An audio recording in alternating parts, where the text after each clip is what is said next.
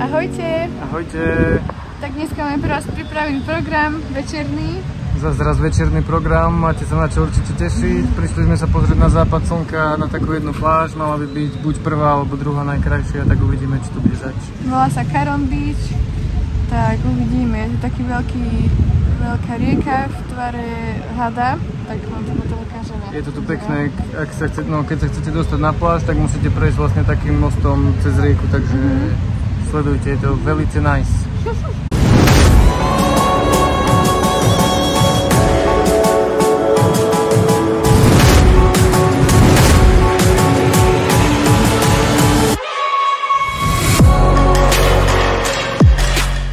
Tak toto je tá rieka v tvare hada. Ona je dosť veľká, tak to nie je takto vidieť. Aha, vidíš, tu je ten had. To sa mi páči, no.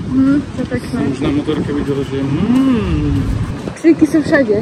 Čau, bezďo pes.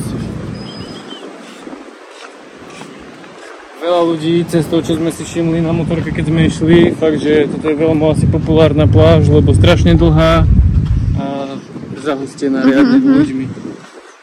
Ale prístup je pekný.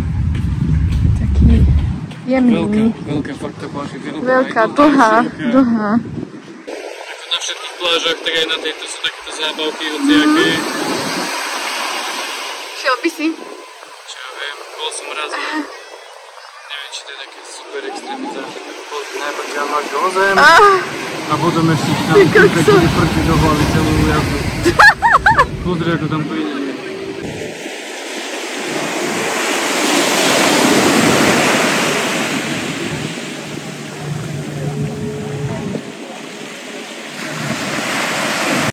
Je to tu riadne pekné, aj pláž je riadne dlhá, slnečníky sú tu všade. Ale ten piesok, čo sme vraveli, že je akože pekný, jemný, tak je, ale je taký, ako keby nebol ozajstný. Také čudné to je, no. Taký čudný pocit pod nohami, úplne ako keby to tak pukalo.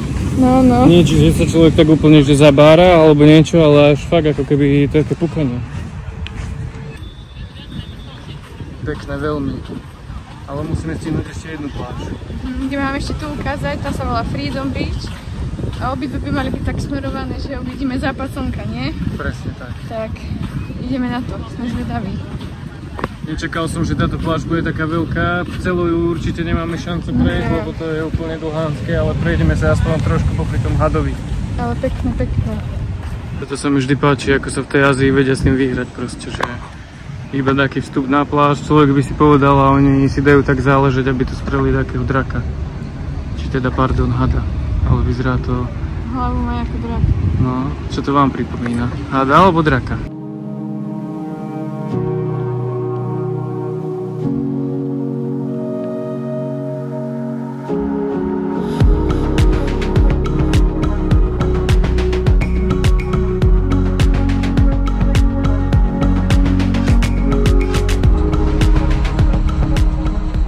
Už sa nachádzame pred vstupom na Freedom Beach. Ešte 450 metrov nás čaká. Je to cez takúto džungličku. Tak som zvedavá. Čo sme nečakali. Veríme, že stíhame ešte západ slnka. Dúfam, že nebude to keď pojeme naspäť hlavne. No tak tu budeš, koľko bude hadov.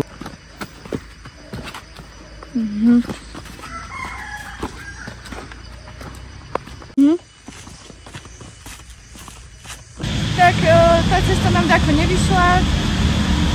Stala sa nám taká vec, že sme tam stretli hada. No. Išli sme cez tú džunglu a zrazu ľudia pred nami panika. Začalo sa tam rozruch diať, začali utekať ľudia, taký had tam bol, tak sme sa rozhodli, že nám to stačí ako zlé znamenie a radšej sme odišli aj my preč.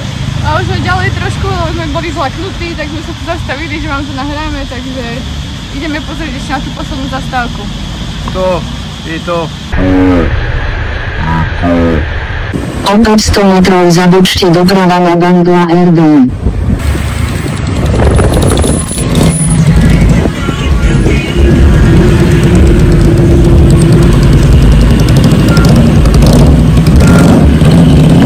Keď sme sa vlastne nedostali na tú pláž, kde sme chceli, tú Freedom Beach, tak sme aspoň na Patongu.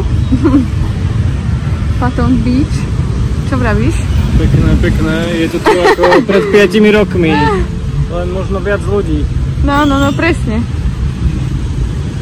Wow. Pekné. Ľudia si pozerali na západ slnka. Ktorý sme Meškali. mohli mať aj my na inom mieste. Bohužiaľ had nám to prekazil. Najznámejšia ulica na celom Phukete asi. Kto to pozná, ten už dobre vie. Tu mám všetko, aj diskotéku, obchody a tak. Vidíme, čo všetko to bude. Áno. To budú také individuá.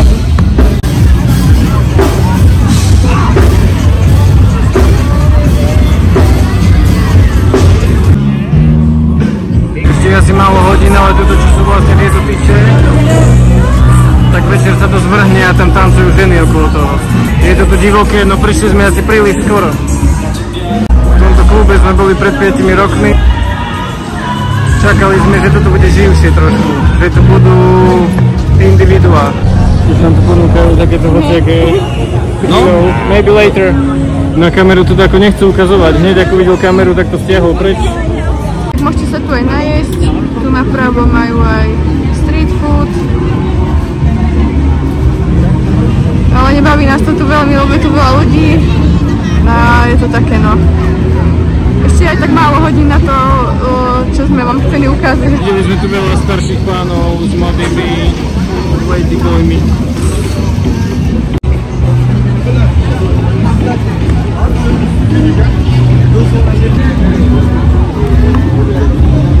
Tak ponúka táto ulica veľmi veľa, hlavne také kluby, zábavu.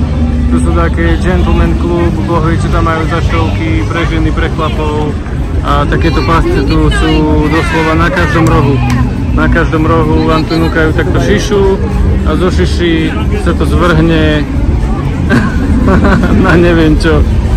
Vlastne vo všetkých týchto baroch to takto tancujú ženy pri tých tyčiach a jediné, že nám už nevyjde motorka, no aby sme vám to ukázali, neviem, či sa to zvrhne o 10:00 alebo neskôr ešte, ale vyzerá, že je málo hodín, prišli sme skoro. Aha, 100 sexy dievčat, aj toaleta, tak to je veľká pecka.